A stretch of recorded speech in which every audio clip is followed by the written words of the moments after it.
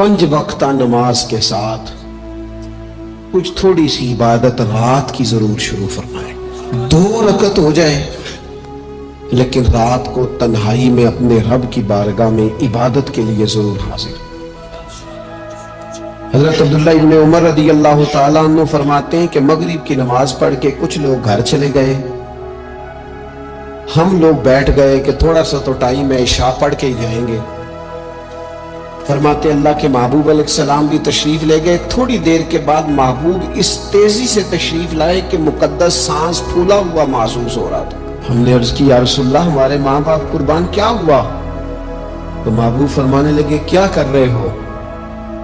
अर्ज की, या रसूल अल्लाह नमाज, सोचा है चलो थोड़ा सा तो टाइम है, बैठते हैं अल्लाह अल्लाह करते हैं, शाह पढ़ के जाएंगे। तो महबूब फरमाने लगे, मेरे पास जिब्रील अमीन आए हैं, उन्होंने आके अर्ज की, या रसूल अल्लाह आपके गुलाम मस्जिद में बैठे हैं इशा की नमाज के इंतजार में, और रब फरिश्तों के सामने उन पर फख्र फरमा रहा है। ये जो इबादत है ना नफली, ये ताकतवर करती है बंदे को।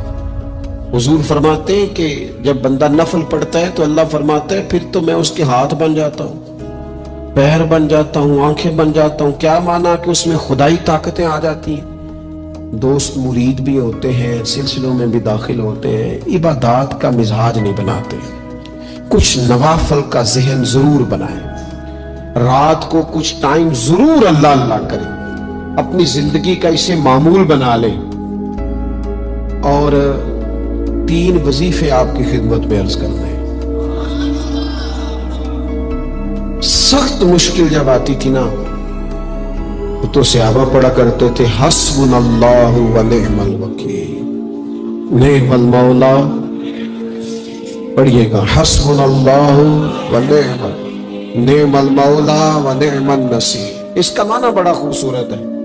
बिल्कुल सादा सा मुख्तसर सा माना करे ना तो इसका माना ये है, मेरे लिए अल्लाह ही काफी है, अल्लाह मेरा मददगार है, अल्लाह बेहतरीन मददगार है, अल्लाह बेहतरीन किफायत करने वाला है। इस वजीफे को नहीं छोड़े और इसके माना समेत इसको याद रखें। आप महसूस करेंगे तबीयत ताकतवर हो गई है, रूह ताकतवर होगी, इसको भूलना नहीं। और दूसरा आपसे अर्ज करना है कि आला हजरत, चूंकि हम सिलसिला तरीकत में फाजिल बरेलवी से वाबस्ता हैं और बाकी जितने भी लोग हैं सारे माशाल्लाह उन्हीं से वाबस्ता हैं। आला हजरत ना ला हौला वला कुव्वता इल्ला बिल्लाहिल अलीय्यिल अज़ीम पढ़ने की बड़ी फजीलत बयान करते हैं। ये ऐसा वजीफा है जो सबको आता है ना माशाल्लाह। नबी पाक अलैहिस्सलाम ने फरमाया, ये अल्लाह के अर्श के खजानों में से खजाना है। आला हज़रत फरमाते हैं 99 दफा पढ़ो ला हौला वला कुव्वता इल्ला बिल्लाहिल अलीय्यिल अज़ीम।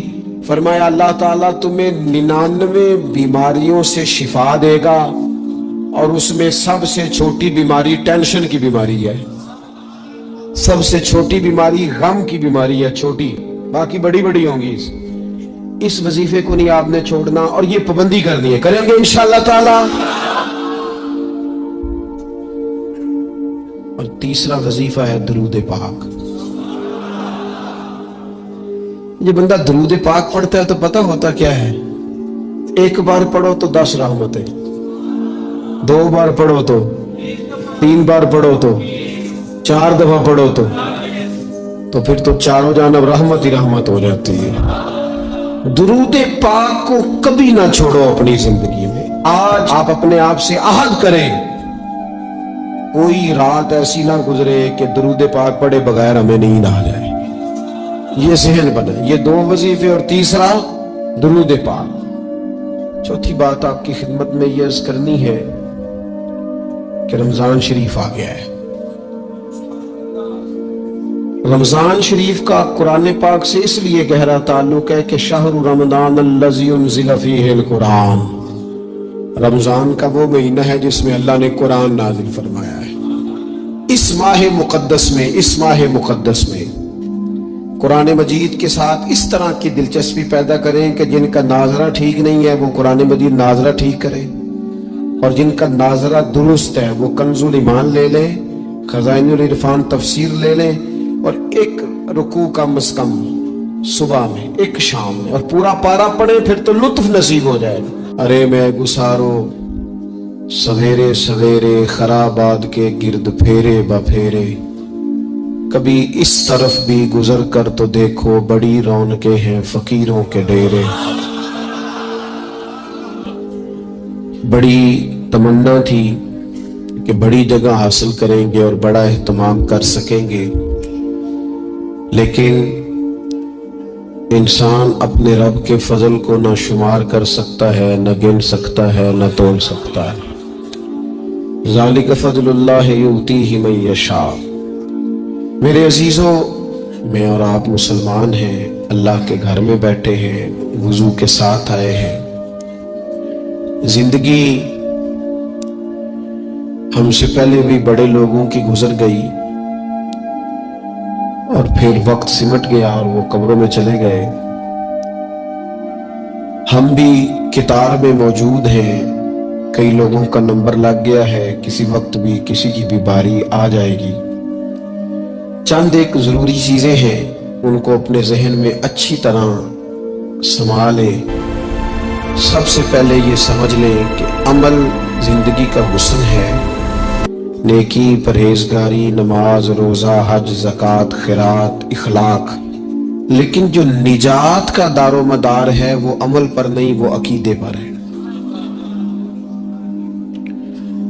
اگر عقیدوں میں خرابی آ جائے، اللہ تعالیٰ کی ذات کے بارے میں، رسول پاک علیہ السلام کے کمالات کے بارے میں، حضور علیہ السلام کی طیب و طاہر آل پاک کے بارے میں، یا حضور کے جمیع صحابہ کے بارے میں کسی کے عقیدے میں کمی آ گئی،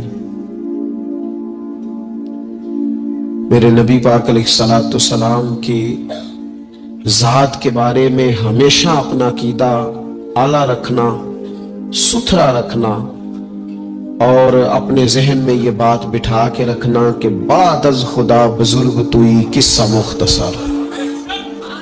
کبھی کسی شخص کی کمزور بات کے پیچھے نہ چلنا۔ اللہ نے ہمیں رحمت للعالمین نبی کا غلام بنایا ہے۔ اللہ نے محبوب پاک علیہ السلام کو عظمتوں، شانوں، بلندیوں کے ساتھ بھیجا ہے۔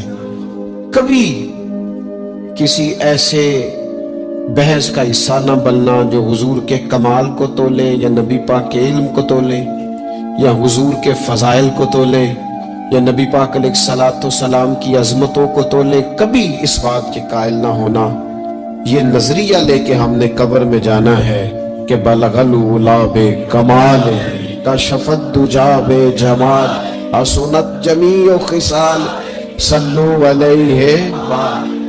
حضور کی عظمتوں کے قائل رہنا، اور ہمیشہ قائل رہنا، اور جم کے قائل رہنا۔ کبھی کسی کمزور بات کا سہارا، لوگ بڑی کہانیاں سناتے ہیں، بڑی باتیں بتاتے ہیں، کبھی اس چکر میں نہ پڑنا۔ نبی پاک کی جتنی نسبتیں ہیں نا، ان سب کا احترام کرنا۔ ہمارے بزرگ نا جس گدھے مبارک پر محبوب سوار ہوتے نا، اسے گدھا نہیں کہتے، ہمارے بزرگ اسے کہتے ہیں دراز گوش شریف۔